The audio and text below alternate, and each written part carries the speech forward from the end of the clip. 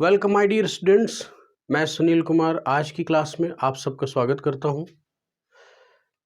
उत्तर प्रदेश विशेषांक की इस सीरीज में उत्तर प्रदेश के वो टॉपिक जो हम लोगों ने कवर किए हैं उन पर आधारित प्रश्नों की एक श्रृंखला की इस क्रम में हम लोग आगे बढ़ रहे हैं। कल मैंने आपको लगभग 12-13 क्वेश्चन का एक संग्रह आपके सामने रिप्रेजेंट किया।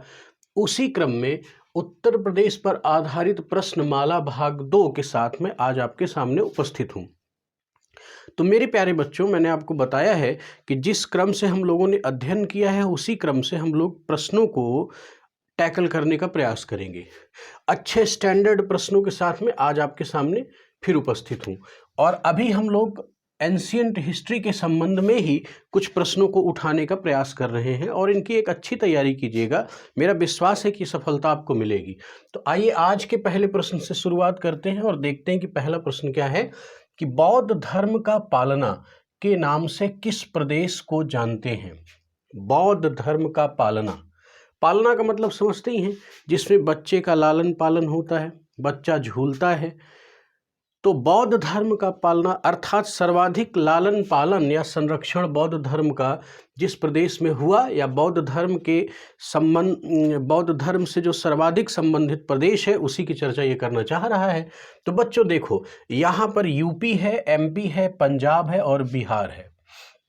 अब एक बात तो क्लियर है कि कहीं भी एमपी की बात नहीं है, पंजाब की बात नहीं है, लेकिन बिहार और यूपी में आपको कन्फ्यूज़न है। यहाँ पर ऐसे ही प्रश्नों का प्रारूप वहाँ पर होगा और इसी तरह से कन्फ्यूज़न भी क्रिएट होगा। तो चूंकि गया बिहार और बिहार का संबंध आज ही बौद्ध धर्म के बहुत सारे मोनूमेंट से भी है, लेकिन सही आंसर इसका क्या है? उत्तर प्रदेश। सही आंसर बच्चों इसका क्या है? उत्तर प्रदेश को बौद्ध धर्म का पालना कहते हैं। क्यों कहते हैं? मैंने आपको बताया है कि भगवान बुद्ध अपने सर्वाधिक वर्षा काल श्रावस्ती में बिताते हैं। सर्वाधिक उपदेश श्रावस्ती, जो कि उत्तर प्रदेश का हिस्सा है, वहाँ देते हैं। और धर्मचक्र प्रवर्तन के नाम से प्रसिद्ध उनका प्रथम उपदेश वो भी कहाँ होता है? सारनाथ में होता है।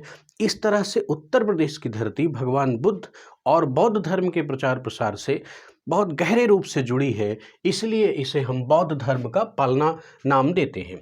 आइए देखते हैं प्रश्न संख्या 2 क्या कहती है कि वर्तमान बुंदेलखंड का क्षेत्र जिसे चेदी महाजनपद, तो पहले आप यहाँ कंसंट्रेट करें, कौन सा महाजनपद? चेदी महाजनपद के नाम से जानते थे, की राजधानी क्या थी? यानी चेदी महाजनपद की राजधानी क्या थी? तो क्या वत्स थी? नहीं, वत्स कहाँ की थी? कौशाम्बी की थी। महोबा, ये कंफ्यूजन क्रिएट करेगा क्योंकि आज महोबा की स्थिति बुंदेलखंड के क्षेत्र में ही है, लेकिन आपको ध्यान रखना है इसका सही आंसर क्या है? सुक्तमती। चेदी महाजनपद की राजधानी क्या थी? सुक्तमती। काशी तो है ही नहीं, काशी तो अपने आप में एक 16 महाजनपद का हिस्सा था। इस तरह से प्रश्न नंबर 3 की ओर आगे बढ़ते हैं, देखते हैं क्या कहता है कि अयोध्या अभिलेख, यहाँ पर कंसंट्रेट करें बच्चों, क्या पूछ रहा है? अयोध्या अभिलेख निम्न में से किस शासक से संबंधित है? तो क्या वो चंद्रगुप्त मौर्य से संबंधित है? नहीं। क्या वो प्रसेनजीत से संबंधित है? नहीं। क्या वो अशोक से संबंधित है? नहीं। वो संबंधित किससे है? पुष्यमित्र शुंग से। पुष्यमित्र शुंग का मंत्री धनदेव ने एक अभिलेख तैयार करवाया था। इसी अभिलेख के माध्यम से हमें यह पता चलता है कि पुष्यमित्र शुंग ने कुल 2 अश्वमेध यज्ञ किए थे। तो ये बेसिकली अयोध्या अभिलेख संबंधित किससे हुआ? पुष्यमित्र सिंह से। अब ध्यान से देखें बच्चों, यहाँ पर प्रश्नों के प्रारूप पर कंफ्यूजन कैसे होगा आपको? जैसे मान लीजिए अशोक का यहाँ पर नाम आया, तो अशोक के बहुत सारे अभिलेख, बहुत सारे स्तूप की चर्चा होती है, तो इस वजह से अशोक हमें कंफ्यूज करेगा। लेकिन अगर आपने कंक्रीट ढंग से यूपी स्पेशल की तैयारी की है, मेरे सारे वीडियोस को कायदे से देखा है, तो आप कंफ्यूज नहीं होंगे। अगले सवाल की ओर आगे बढ़ते हैं। वेनसांग ने अपनी भारत यात्रा विवरण में उत्तर प्रदेश के किस जिले को पिलोसान, बहुत इंपॉर्टेंट और जबरदस्त क्वेश्चन निकाल के लाया हूं आपके लिए, किस जिले को पिलोसान के नाम से संबोधित किया था? तो मेरे प्यारे बच्चों ध्यान रखना है, क्या झांसी? नहीं। क्या आगरा? नहीं। क्या महोबा? नहीं। बल्कि क्या था? एटा। एटा। और बच्चों ध्यान रखना, इसी एटा को अतिरंजी खेड़ा के नाम से जानते थे, जो कि प्राचीन काल में हथियार निर्माण के लिए विख्यात था। तो ह्वेनसांग ने अपने विवरणों में पिलोसान के नाम से जिस स्थान को संबोधित किया था वो यूपी का कौन सा स्थान है? एटा। कौन सा स्थान है? एटा, मैनपुरी। हम लोग अब आगे ओके डियर स्टूडेंट्स, अगले प्रश्न की ओर हम लोग बढ़ते हैं। तो देखते हैं कि अगला प्रश्न क्या कहता है कि महोदय श्रीनगर के नाम से जाना जाता था। मतलब यहाँ पर प्रश्न ये पूछना चाहता था कि प्राचीन भारतीय इतिहास में महोदय श्रीनगर के नाम से कौन सा नगर जाना जाता था? तो क्या वो इलाहाबाद था? नहीं। क्या वो कन्नौज था? हाँ, कन्नौज को ही जाना जाता था। तो इस तरह से झांसी और मथुरा भी क्रॉस हो जाएंगे। कन्नौज एक ऐसा नगर था जिसे महोदय श्रीनगर के नाम से जानते थे। अब बच्चों अगले प्रश्न की ओर आगे बढ़ते हैं कि गोरखपुर से प्राप्त सोहगौरा ताम्रपात्र अभिलेख। यहाँ पर कंसंट्रेट किस जगह करना है? इस जगह पर करना है, सोहगौरा ताम्रपात्र अभिलेख। ताम्रपात्र का मतलब क्या है कि तांबे की प्लेट हुआ करती थी और उसी में कुछ लेख लिख दिए जाते थे, उनको रख दिया जाता था और बहुत दिनों तक वो लेख संरक्षित रहता था। तो गोरखपुर से प्राप्त सोहगौरा ताम्रपात्र अभिलेख का संबंध किससे है? तो क्या वो अशोक से है? नहीं। क्या वो पुष्यमित्र शुंग से है? नहीं। क्या वो नंदिवर्धन से है? नहीं। तो उसका संबंध किससे है बच्चों? चंद्रगुप्त मौर्य से है। और इसी अभिलेख के माध्यम से अकाल पीड़ितों को अन्न उपलब्ध कराने की बात पता चलती है। किससे? सोहगौरा ताम्रपत्र अभिलेख से। और वो किससे संबंधित है? चंद्रगुप्त मौर्य से। तो चूंकि ध्यान रखें ये प्रश्न क्यों उठाया गया बच्चों, ये आपके एंशिएंट हिस्ट्री का भी एक अच्छा सा क्वेश्चन हो सकता है साथ में, क्योंकि इसका संबंध किससे है? Gorakhpur, and Gorakhpur is a part of UP, so this question become the part of UP special. अब हम अगले क्वेश्चन की ओर बढ़ते हैं। काशी का प्रथम उल्लेख, काशी अर्थात जो बनारस है, जो वाराणसी है, काशी का प्रथम उल्लेख अथर्ववेद में मिलता है। काशी की स्थापना की थी। तो इस प्रश्न का कोर थीम क्या है कि काशी की स्थापना किसने की थी, ये चीज आपको बताना है। और इसका प्रथम उल्लेख अथर्ववेद में मिलता है, ये भी चीज आपको यहाँ पर क्लियर हो गई। अब देखिए, तो क्या प्रसेनजीत ने की थी? नहीं। क्या पुरुरवा ने की थी? नहीं। क्या श्री कृष्ण ने किया था? नहीं। बल्कि किसने किया था? दिवोदास। इसका सही आंसर क्या होगा? दिवोदास। अथर्ववेद में काशी का उल्लेख मिलता है और इसी साक्ष्य से ये पता चलता है कि काशी की जो स्थापना है वो दिवोदास नामक किसी राजा ने की थी। अगले प्रश्न की ओर हम लोग आगे बढ़ते हैं, देखते हैं क्या है। गाजीपुर का भीतरी अभिलेख, ये कहाँ पर स्थित है बच्चों? देखो, भीतरी अभिलेख, इसका मतलब क्या हुआ? भीतरी नामक एक स्थान है जहां पर एक अभिलेख पाया गया, और वो स्थान कहाँ पर है? गाजीपुर डिस्ट्रिक्ट में है। भीतरी अभिलेख का संबंध किस शासक से था? तो क्या वो कुमारगुप्त से? नहीं। क्या वो चाणक्य से था? नहीं। क्या वो अशोक से था? नहीं। उसका संबंध किससे था? स्कंदगुप्त से। और यहाँ पर यह भी क्लियर कर देता हूँ कि इसी अभिलेख के माध्यम से हूणों के आक्रमण का पता चलता है, यानी स्कंदगुप्त के समय हूणों के आक्रमण की जानकारी भी भीतरी अभिलेख से ही मिलती है। आइए अगले प्रश्न की ओर आगे बढ़ते हैं, देखते हैं कि नेक्स्ट क्वेश्चन हमारा क्या है। बुद्ध की प्रथम मूर्ति, बुद्ध का मतलब भगवान बुद्ध से है, बुद्ध की प्रथम मूर्ति किस शैली में प्राप्त हुई? तो बच्चों ध्यान रखना है, यहाँ पर यूपी स्पेशल के अकॉर्डिंग ये प्रश्न का आंसर मथुरा शैली होगा, लेकिन कई जगहों पर थोड़े विवाद हैं, अलग अलग सोर्सेस पर अलग अलग चीज़ें मिलेंगी। मथुरा शैली और गांधार शैली के बीच में थोड़ा सा डायलेमा बना हुआ है, लेकिन ये ध्यान रखें कि ऐसा माना जाता है कि मथुरा शैली में ही बुद्ध की प्रथम मूर्ति प्राप्त हुई है। तो गांधार नहीं हो गया, मधुबनी नहीं हो गया, श्रीलंका शैली नहीं हो गया। ऐसे ऑप्शन मिलते जुलते रखे जाएंगे, उन्हीं से आपको निकालना है।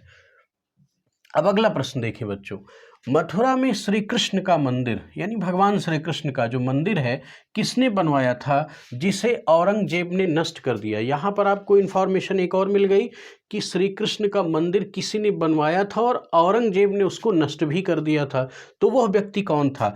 क्या राजा छत्रसाल थे? नहीं, ये बुंदेलखंड के शासक थे, मैंने आपको बताया था राजा छत्रसाल। जयसिंह का भी नाम नहीं है और मानसिंह का भी नाम नहीं है, जबकि ये मुगल दरबार से संबंधित व्यक्ति हैं, बल्कि वीर सिंह बुंदेला जो है इस व्यक्ति ने भगवान श्री कृष्ण का प्रथम मंदिर बनाया था, जिसको कि औरंगजेब ने नष्ट कर दिया। इस तरह से इस प्रश्न का सही जवाब आपको क्या मिला? वीर सिंह बुंदेला। वीर सिंह बुंदेला के बारे में थोड़ा सा मैं चाहता हूं कि आपको बता दूं कि जहांगीर का बहुत ही पेट चेला था। ये इतना पेट चेला था कि जहांगीर अबुल फजल से बहुत नफरत करता था, और अबुल फजल जब दक्षिण की ओर जा रहा था, दक्षिण भारत की ओर जा रहा था, तो जहांगीर ने वीर सिंह बुंदेला को अपॉइंट किया कि इसको ठोक दो, और वीर सिंह बुंदेला ने ही इसकी हत्या कर दी थी। तो इतिहास कहता है कि वीर सिंह बुंदेला जहांगीर का बहुत प्रिय व्यक्ति था और इसे जहांगीर ने अच्छा मनसब दिया अपने दरबार में। खैर ये विषय अलग है, लेकिन यहाँ पर इस प्रश्न को समझना है कि मथुरा में श्री कृष्ण मंदिर को किसने बनवाया था? तो वीर सिंह बुंदेला ने। अब ध्यान देखें अगला प्रश्न, अनाथ पिंडक, इस नाम पर थोड़ा सा कंसंट्रेट कीजिए। अनाथ पिंडक ने भगवान बुद्ध को जेतवन नामक बिहार से क्या तात्पर्य है बच्चों? कि बुद्ध भिक्षु, बौद्ध भिक्षु जब चलते थे तो कहीं ना कहीं उनको ठहरना पड़ता था, खास तौर पर वर्षा के दिन में, जिसको चौमासा बोलते हैं, तो उस स्थान को विहार बोला जाता था। और अनाथ पिंडक ने भगवान बुद्ध को जेतवन नामक बिहार, कौन सा? जेतवन, दान में दिया था, दान में दे दिया था। तो अनाथ पिंडक कहाँ का व्यापारी था, ये ध्यान रखिए। अब इस प्रश्न के प्रारूप पर जाएं तो आपको कितनी चीजें स्पष्ट हो रही हैं कि जेतवन नामक बिहार देने वाला कौन था? अनाथ पिंडक। और अनाथ पिंडक कहाँ का व्यापारी था? एक बात और क्लियर हो गई कि वो व्यापारी था, और वो कहाँ का व्यापारी था? क्या मथुरा का था? नहीं। क्या काशी का था? नहीं। क्या प्रयाग का था? नहीं। वो कहाँ का था? श्रावस्ती का व्यापारी था। कहाँ का व्यापारी था? श्रावस्ती का। देखिए श्रावस्ती कितना इंपॉर्टेंट है। अगला प्रश्न हम लोग उठाते हैं और देखते हैं कि ये क्या है। मक्खलीपुत्र गोशाल, इनका नाम सुना होगा, आजीवक संप्रदाय के संस्थापक हैं। मक्खलीपुत्र, पुत्र का ही जो है अभ्रंशित रूप पाली स्वरूप में पुत्र बोल दिया जाता था। मक्खलीपुत्र गोशाल की जन्म स्थली कहाँ है? ये प्रश्न इंपॉर्टेंट है, पूछ सकता है। क्या महोबा है? नहीं। क्या कुंडलवन है? नहीं। क्या कपिलवस्तु है? नहीं। अब देखिए श्रावस्ती है, ये बात बिल्कुल सही है। क्या है? श्रावस्ती। अब यहाँ पर अगर आपको कंक्रीट जानकारी नहीं है तो आप कंफ्यूज हो जाएंगे। क्यों हो जाएंगे? कि महोबा को तो आप एलिमिनेट कर लेंगे, लेकिन कुंडलवन और कपिलवस्तु श्रावस्ती से मिलते जुलते हैं लगभग। कैसे मिलते हैं? कपिलवस्तु भगवान बुद्ध के जन्म से संबंधित है। कुंडलवन, कश्मीर का कुंडलवन बौद्ध संगीति से संबंधित है। तो कहीं ना कहीं अगर कंक्रीट जानकारी नहीं है तो आप द्वंद्व में पड़ जाएंगे। सही आंसर इसका क्या होगा? श्रावस्ती में। मक्खलीपुत्र गोशाल की जन्मस्थली क्या है? श्रावस्ती। ओके स्टूडेंट्स, अगले क्वेश्चन की ओर चलते हैं, देखते हैं कि नेक्स्ट क्वेश्चन क्या कह रहा है। संकीसा, बहुत इंपॉर्टेंट सवाल दे रहा हूं मैं। संकीसा किस महाजनपद का प्रमुख नगर था? संकीसा, तो यह काशी का नहीं था, कौशल का नहीं था, कुरु का नहीं था, तो किस महाजनपद का नगर था? पांचाल। बहुत प्रसिद्ध नगर था पांचाल का। और ये पांचाल का क्षेत्र कहाँ है? उत्तर प्रदेश में। ये मैंने आपको स्पष्ट किया है, फर्रुखाबाद और का आसपास का जो क्षेत्र है वो पांचाल के नाम से जाना जाता था। अब हम अगले प्रश्न को देखें तो सारनाथ जहां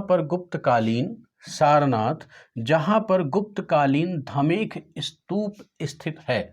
अब बच्चों देखो यहां पर क्या चीजें निकल के आ रही हैं। इसी प्रश्न में एक आंसर, एक चीज आपको और निकल के आई जानकारी कि सारनाथ में ही धमेख स्तूप भी स्थित है। धमेख नाम है स्तूप का। स्तूप क्या होता है? ये आपने देखा होगा कि बुद्ध बौद्ध भिक्षुओं के पूजा स्थल को कुछ इस तरह से अंडाकार शेप में निर्मित कर दिया जाता है, जिसके चारों तरफ परिक्रमा पथ होता है, एक इसमें दरवाजा होगा और इसी के अंदर बुद्ध के अवशेष रखे जाते थे, उसकी लोग पूजा करते थे। ये क्या था? स्तूप। तो उसका नाम क्या पड़ गया? धमेख स्तूप। कहाँ का? सारनाथ का। सारनाथ कहाँ है? वाराणसी के पास। तो इसका प्राचीन नाम क्या था? तो प्रश्न क्या पूछ रहा है कि सारनाथ का प्राचीन नाम क्या था, यही पूछना ये चाह रहा था। तो क्या वाराणसी? नहीं, वाराणसी के तो नजदीक है। सुक्तमती? नहीं, ये तो चेद की राजधानी है। श्रावस्ती? नहीं। क्या था? मृगदाव। और बच्चों ध्यान रखना है, इसी का नाम ऋषिपत्तन भी कह सकता है। ऋषिपत्तन भी इसी सारनाथ का एक उपनाम था। अब अगले प्रश्न की ओर आगे बढ़ते हैं, देखते हैं क्या है। प्राचीन काल में लखनऊ का क्षेत्र, कौन सा क्षेत्र? लखनऊ का क्षेत्र किस नाम से जाना जाता था? लखनऊ वाला क्षेत्र। तो बच्चों देखो, अवध के नाम से। तो अब आप अवध के नाम से तो निश्चित रूप से लखनऊ की राजधानी अवध बनी, लेकिन ध्यान रखना है कि ये मध्यकाल और आधुनिक काल की बात है, इसलिए सवाल के अकॉर्डिंग प्राचीन काल में ये बैठता नहीं है। अतिरंजी खेड़ा? नहीं, ये तो एटा का नाम था। फिर क्या था? हुलास खेड़ा। हाँ, लखनऊ का जो प्राचीन नाम था वो क्या था? हुलास खेड़ा। बहुत ही पेट सवाल प्राचीन भारतीय इतिहास के जो उत्तर प्रदेश की धरती से संबंधित है वो मैं आपको दे रहा हूँ। पूरी तन्मयता से इस चीज़ को कंप्लीट कीजिएगा। अब नेक्स्ट क्वेश्चन जो आपके सामने है वो क्या है? उत्तरी पांचाल की राजधानी क्या थी? मैंने आपको बताया था कि पांचाल उत्तरी और दक्षिणी पांचाल की दो राजधानियां उत्तरी और दक्षिणी थी। तो उत्तरी पांचाल की जो राजधानी है, उत्तरी पांचाल की, वह क्या थी? अहिछत्र। क्या थी? अहिछत्र। ना कि काम्पिल्य, ना कि काशी, ना कि वत्स। तो बच्चों वत्स की राजधानी, वत्स जरा समझो कि वत्स 16 महाजनपद की राजधानी क्या थी? वो थी कौशाम्बी। काम्पिल्य दक्षिणी पांचाल की राजधानी थी काम्पिल्य, उत्तरी पांचाल की राजधानी क्या थी? अहिछत्र। इस तरह से इतने सवाल, लगभग 15-16 सवालों के साथ मैंने आज की क्लास आपको दी और मैं आशा करता हूं कि बेहतर तैयारी कीजिएगा और इन प्रश्नों के संग्रह के साथ उत्तर प्रदेश की धरती का जो संबंध प्राचीन भारतीय इतिहास से था वो इन प्रश्नों में मैंने समेटने का प्रयास किया। अब इतनी तैयारी करेंगे तो एंशिएंट हिस्ट्री से अगर कोई क्वेश्चन उठाना चाहता है जो उत्तर प्रदेश से संबंधित है तो आप टैकल कर लेंगे। Thank you very much.